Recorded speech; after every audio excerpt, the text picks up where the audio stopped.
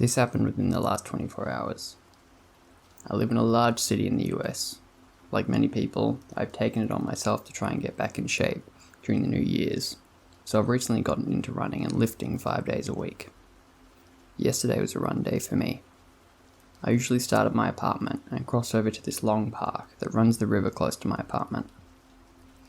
The park is filled with sports fields, tennis courts, and many runners along the pathway.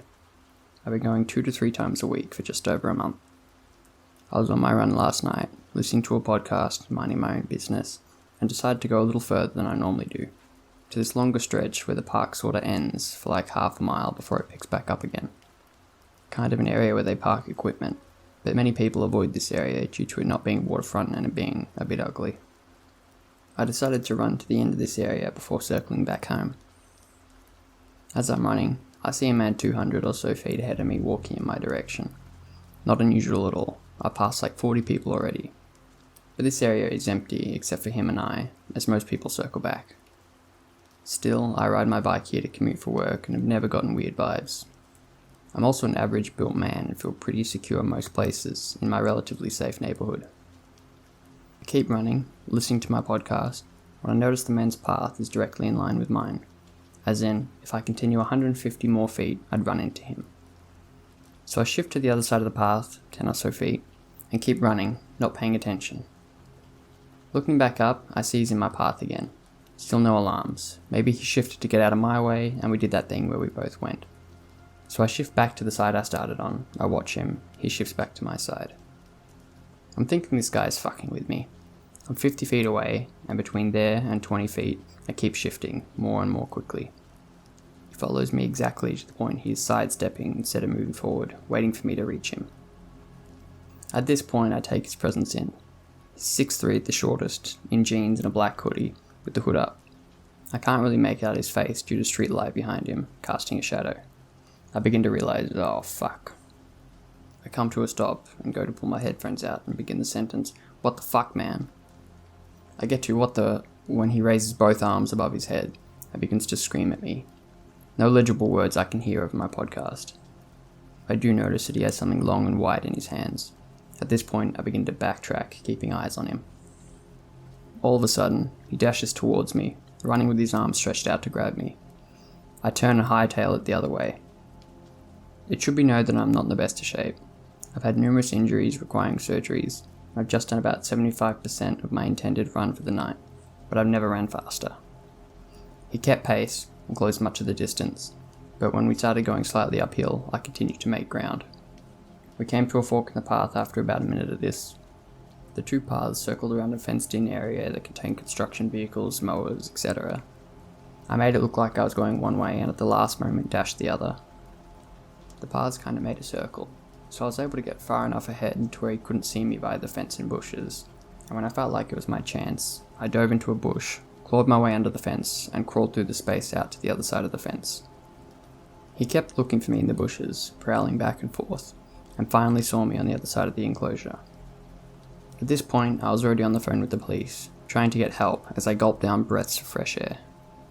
I was also warning runners.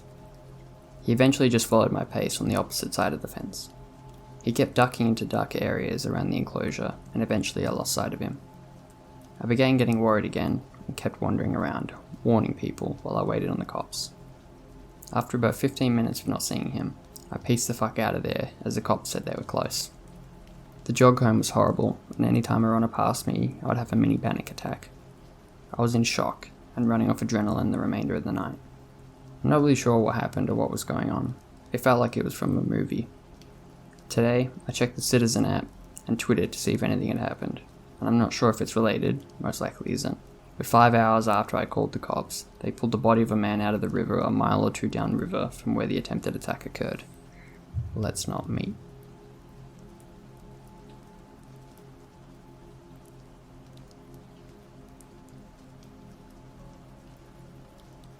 This happened between the ages of 13 and 16. I'm 26 now, but I still remember it vividly. When I was in the 8th grade, my friend Jenny and I were messing around during PE, and our teacher was getting irritated that we weren't paying attention or doing what we were supposed to do, so he separated us. Before we parted ways, I handed her my phone and told her to give me her number. She quickly put it in, and I put my phone back in my sweat pockets and went to the other side of the gym. I texted her, "Hey, it's my name," and a picture of me making a face, and she replied a couple of minutes later. We were talking back and forth for a couple of minutes before I said something I thought was hilarious, and looked up to watch her read my text and burst out laughing. That was when I got a response, without Jenny ever looking at her phone. Who was I texting? I replied asking who I was texting to, and they never responded. After class ended, I walked up to Jenny and asked her what her number was. She told me her number, and the number I had in my phone was off by 1 digit. The person never texted me back, so I ultimately forgot about it. A couple of days later, I was standing outside of my school talking to my friends when I got a text from the number. "You look good in blue," it said. "Who is this?" I asked. "Jenny." It wasn't Jenny.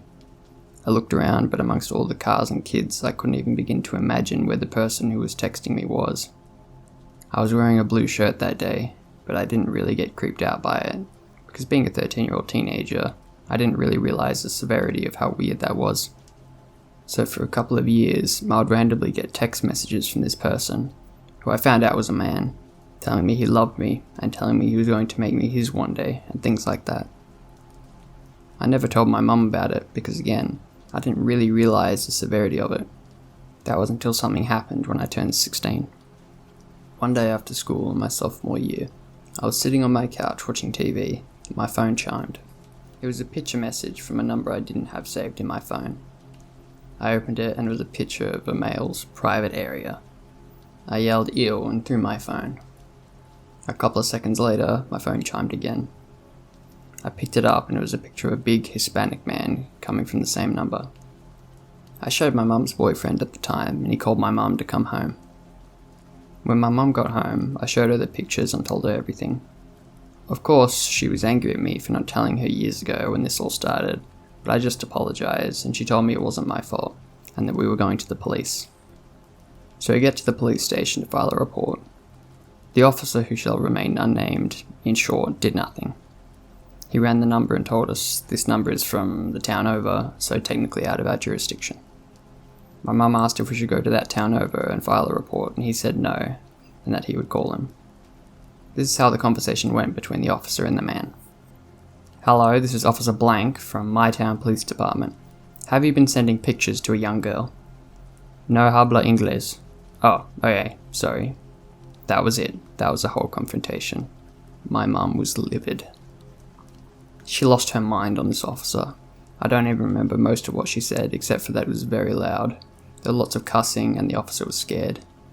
He looked at my mum and told her, "Look, he hasn't ever showed up in person, and if he doesn't live in town, my suggestion is to just block the number." My mum, dissatisfied with the answer, grabbed me and left. We were going to the next town over's police department. Yes, he was right. I had never seen him in person, but he had seen me in person. He knew things like where I was and what I was wearing, and had been texting me for years. On the way to the police department, he called. My mum pulled over and grabbed my phone. "Hello? Hello? Where is my name?" "This is her mother, you sick fuck." He started laughing and then told her, "She is mine. I'm going to take her away from you and make her my wife. You can't stop me." My mum started screaming, "I'll fucking kill you, you coward." The whole time he just laughed at her while my mum yelled and I started crying. After he hung up, my mum called the police again, and they told us there was nothing they could do and to just block him. Luckily, that was the last time I'd ever heard from him. This was 10 years ago, and I still think about it all the time. I have a daughter who I worry about things like this will happen to, or that man coming back one day and targeting her or something. Sorry I didn't have some crazy climactic ending, but it's still something that makes me nervous even to this day. I've never seen him in person, but the fact that he has seen me and knew I went to school, who knows if he's still out there, or if he really did give up. All I know is I hope I never meet him.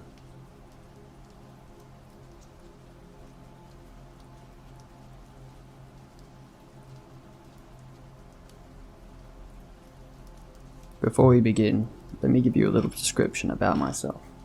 I'm a 20-year-old college student who's been back home for the summer.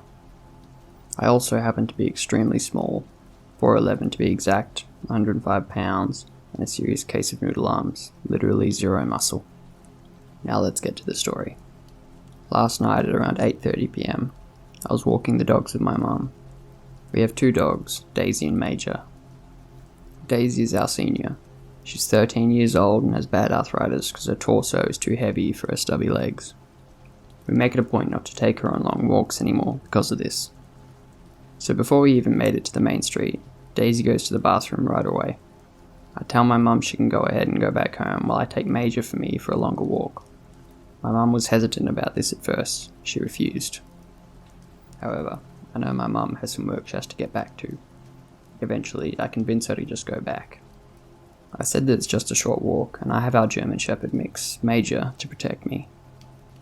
Finally, she agrees to go back, but tells me to be careful, and to make sure no one is following me. A little bit weird and specific, but I agree nonetheless. Now, I should add that I didn't have my phone with me at the time. It was about to die before our walk, so I just let it charge at home.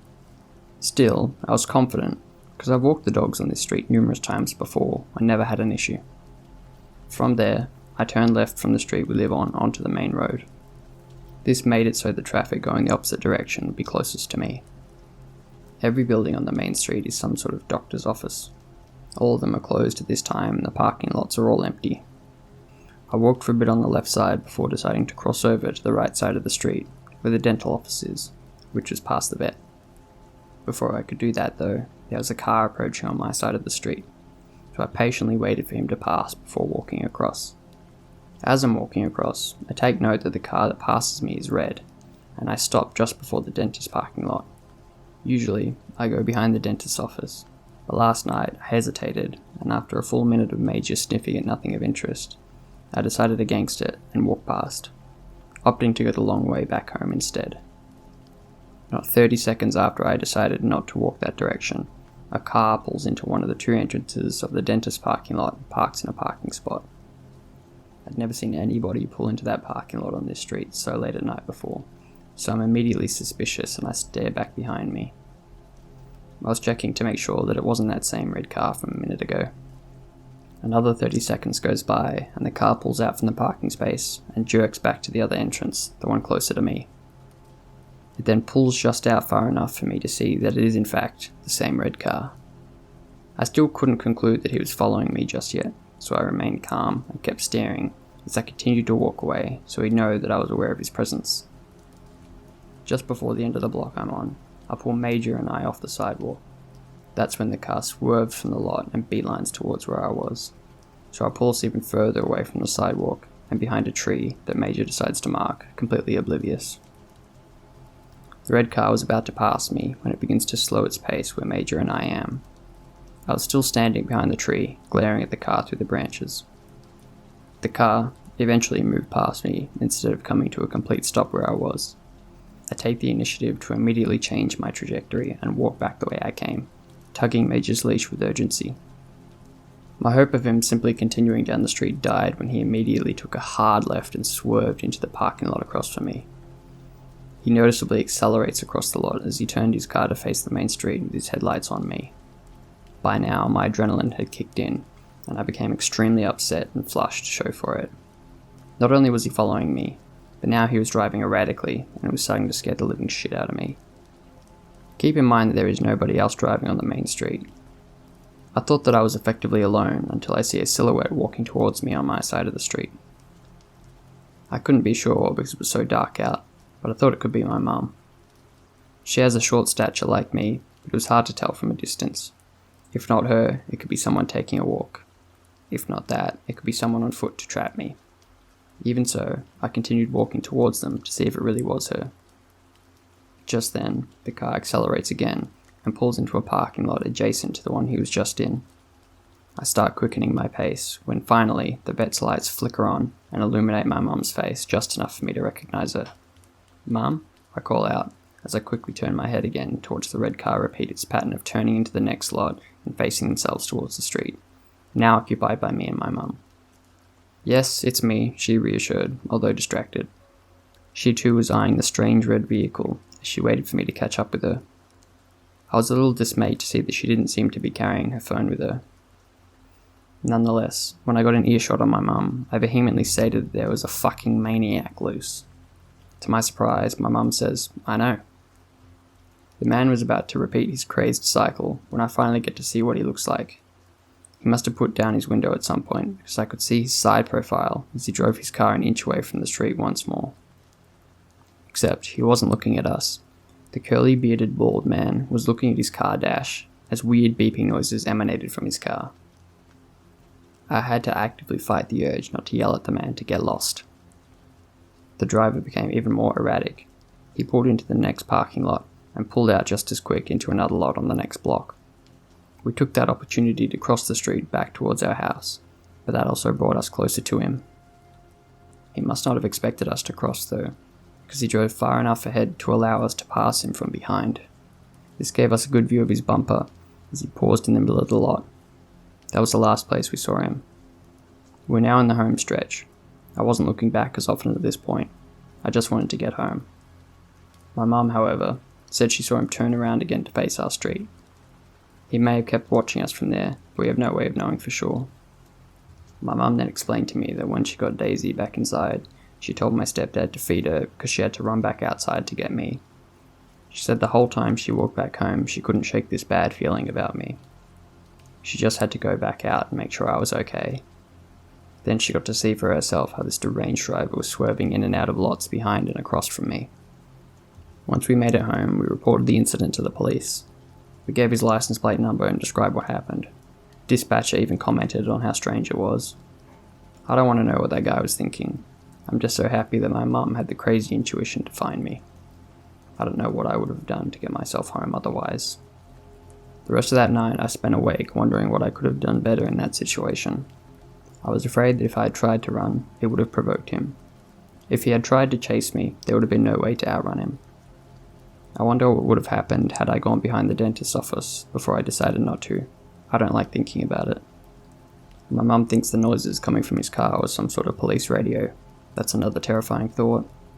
So hey, creepy arsehole. If you happen to be reading this, let's not ever meet again.